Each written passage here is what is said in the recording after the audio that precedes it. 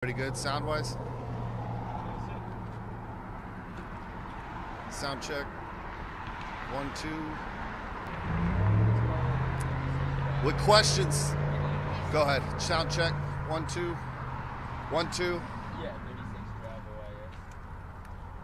Can you just start with your first and last name? Yeah.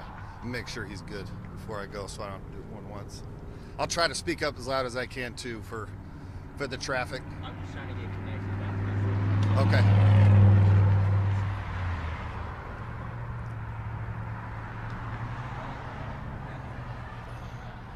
Kind of had me off left.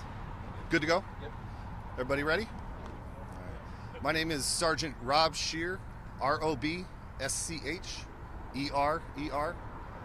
I'm with the Phoenix Police Department's Public Affairs Bureau. As many of you guys are aware, the Phoenix Police Department is investigating an officer-involved shooting in the area of 36th Avenue and Tamarisk. This incident began this morning shortly after 10:30 a.m. when officers responded to the area for a residential burglary. While investigating this incident, officers came in contact with a man in an alleyway nearby. During this contact, the man was armed with a pair of scissors in one of his hands. Multiple commands were given to this man to drop the weapon. When the man did not respond to these commands, multiple taser deployments were attempted, all of which were unsuccessful. At this point, the man did lunge at the officers with the scissors in hand, and at that point, the officer-involved shooting occurred. Once this man and the weapon could be secured, aid was rendered to the man by Phoenix Police Department, or Phoenix police officers, until the Phoenix Fire Department could arrive on scene, at which point the man was transported to a local hospital. While at the hospital, the man was pronounced deceased. As you guys know, this is an active and ongoing investigation. We do expect homicide detectives to be out here for several hours combing through the scene. And any additional information that I have for you guys, I do expect to push out through a media advisory later on tonight. Again, this is preliminary information, but I am open to answer any questions that you guys have. Was it a burglary 911 call that you received at 10:30 this morning? It was a residential burglary call that was received. Do we believe that the man who was shot did that burglary? At this point, that's still part of the active investigation.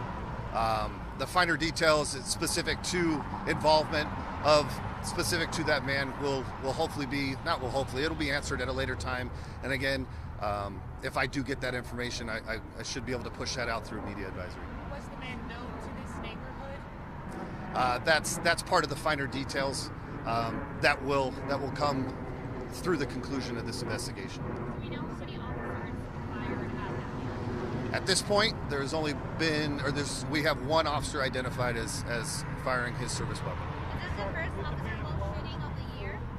This is Phoenix Police Department's first officer-involved shooting of this year, yes. Do you have off the top of your head how many officer-involved shootings happened last year, 2022? I don't. I can probably get that information, but at this point, I don't have that specific number. Sorry.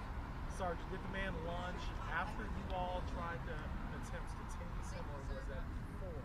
It was after the attempts. Again, there were multiple taser attempts attempted, all of which were ineffective. After the attempts to tase, the man did lunge at the officers, at which point the officer-involved shooting happened. How many shots were there at this time? Those are finer details again. Those details will be released through our CIB video, through our 14-day transparency policy. At that point, we will have those specifics for you guys. Do you know if the tasers were ineffective because they did not penetrate and attach, or did they simply miss the target? At this point, that's definitely something we definitely want to know. That will be part of this investigation at this point. We don't know specifics as to why they were ineffective, the taser deployments. Is there any reason to believe that the man was under the influence of anything? There's many factors that go into these investigations. That will definitely be determined later on through an autopsy and through labs. But specific right now, we don't have anything to identify that. Based on the initial call, was it only one suspect, or there's reason to believe that he might have been acting with somebody else and there might be another person We don't have any information that there's an additional person on the loose, and we are still looking into if this person is in direct relation to the original call for service. Is he transient? We're not sure of that at this point.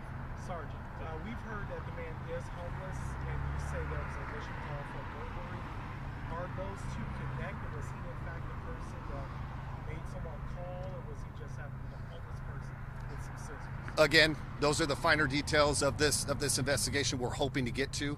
If this is a person related to that original call for service, if later on, if I do have that information, I will be able to push it out through media advisory. Have you talked to a homeowner and said, yeah, that's the guy who was trying to get in my stuff? The investigation is literally, I don't want to say is just starting, but is very, very early on, considering homicide detectives and how we go through this. So at this point, will we? Yes, that will be part of the investigation. Again, guys, if I have anything else at a later time, I will push it out through media advisory. I appreciate it. And again, I'll push anything else I can get out to you guys. Okay? Last one on camera. What's that? Is that the last one That on is. camera? Thank you very much. Thank you, guys.